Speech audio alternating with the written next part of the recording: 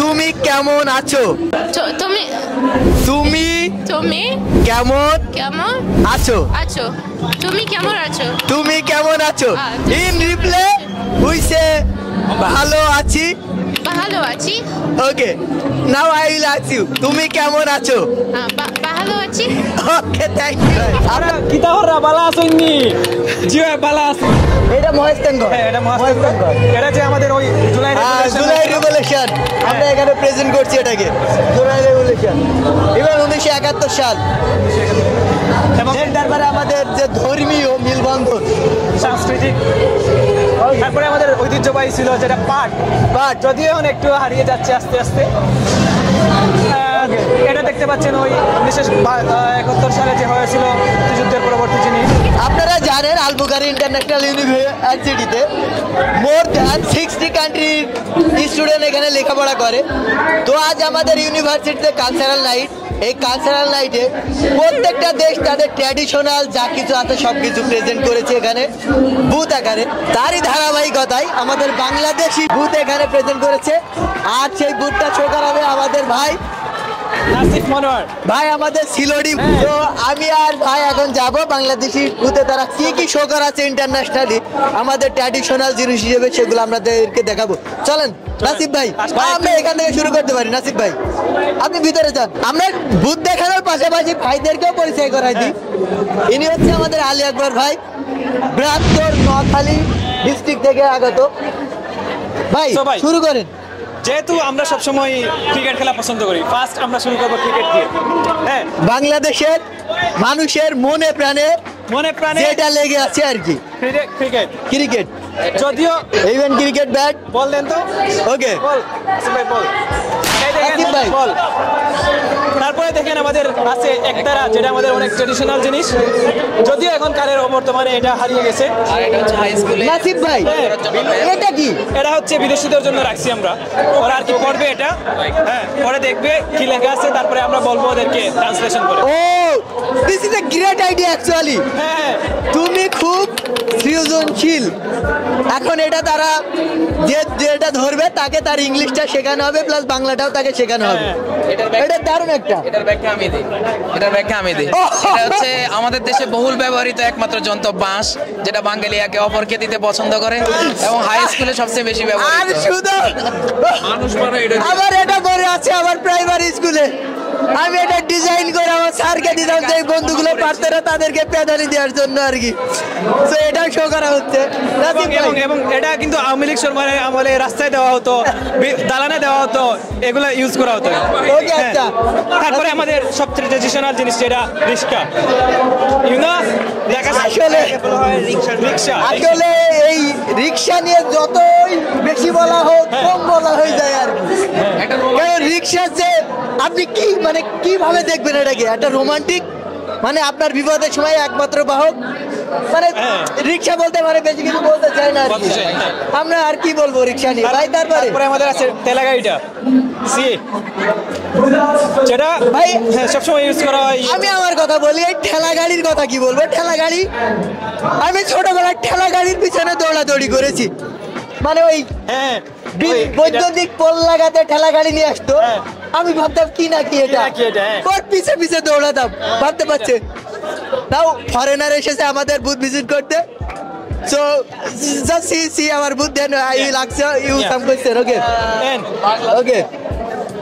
এটা হচ্ছে আমাদের হারিকেন। এটা যদি আমাদের মানে বাস্তবে একটা হারিকেন পেতাম ভাই ভালো হতো, কিন্তু এখানে আমরা ছোটবেলায় আমরা ব্যবহার করছি, এখন হারিয়ে যাচ্ছে আমাদের থেকে। তবে আমরা এখনো ইউজ করি যে মানুষকে হারিকেন দিয়ে খুঁজতে হবে। ওকে ওকে ভাই।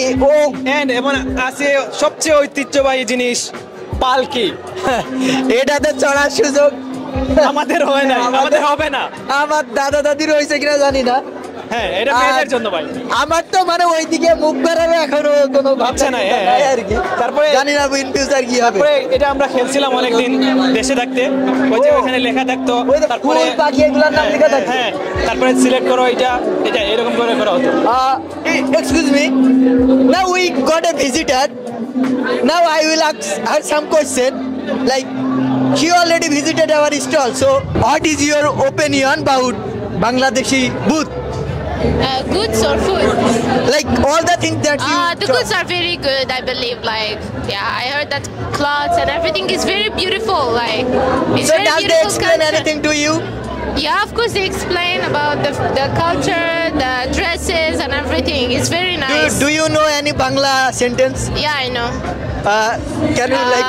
Okay, I know a friend, and he told me like Bangladesh is so good country for clothes. Like they are the first country who produce the clothes to the Europe people.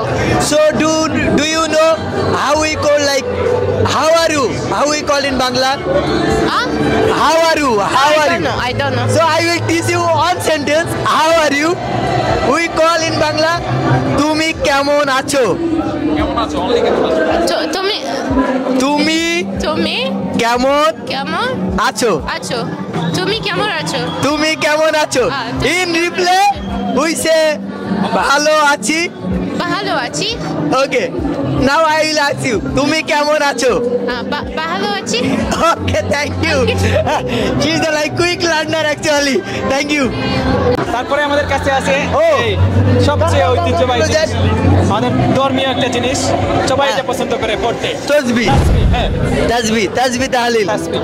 Oh. দেন আমাদের আছে, Now I can like wear this one. Hat. Okay. এটা অনেক পড়া হয়েছে আমাদের, যখন ছোট ছিলাম বক্তব্যে যেতাম তখন এটা পড়তে হতো। আমি বাকি? আমি এখনো পড়ি মাঝে মাঝে হ্যাঁ, চুলের মাঝে মাঝে কারণে পড়া পড়তে হয়। পারি না। হ্যাঁ, ওকে। এটা আমাদের না। ও এটা আমাদের না, তাই না? ওকে ভাই। তারপরে চলে আসেন এদিকে, দেখেন চিনেন, এটা চিনেন? ও ভাই, এটা যে কাজ করতে করতে হাতে টুলা পড়ে গেছে ভাই।